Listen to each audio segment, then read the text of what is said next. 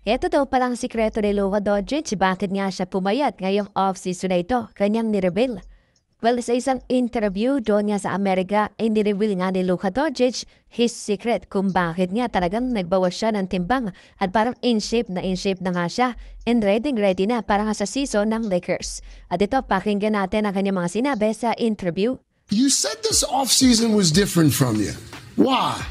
I would say me and my team just try some new things, different food, different practices. I actually gave up playing basketball for 1 month, which I never done in my life. So it was kind of challenging, but it was all really good.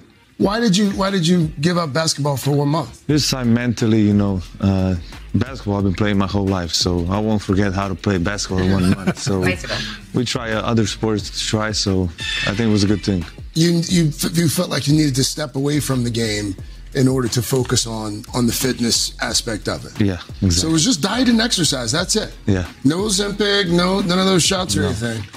And when nireveal nga ni Luka Doncic na sa first month nga daw ng kanyang pag-ensayo ngayong off-season ay he gave up ang paglalaro ng basketball. Hindi nga ata umawak ng bola itong si Luka and anything related na pagdating nga sa paglalaro ng basketball. Kanya na rin ni-reveal na nag-try nga daw siya ng other sports. May sinubukan siyang ibang mga laro.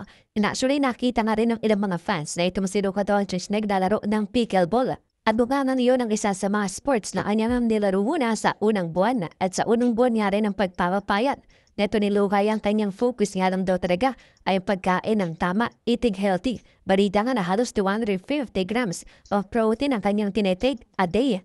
And base nga rin sa report ng Men's Health ng mga interview nila itong si Luka Doncic ay nag-12-hour intermittent fasting nga daw. Itong si Luka, meaning for 12 hours ay hindi siya kumakain. And then kapag kumain nga siya ay very healthy ang kanyang tinitake na foods. Kaya naman sa loob ng isang buwan ay napakalaking transformation ang nagawa.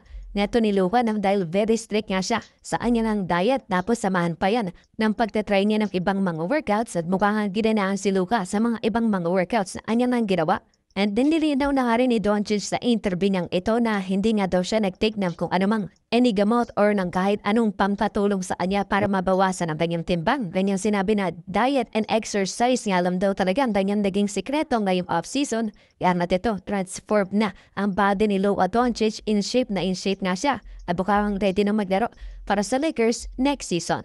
At yun nga ang pagre-reveal na ito nga ni Luka Doncic ng kanyang naging sikreto kung bakit nga siya nabawasan ng significant weight at ready na and in shape pa na. At nagawa niya nga rin ang request niya na ito ni Coach Redick na maging in championship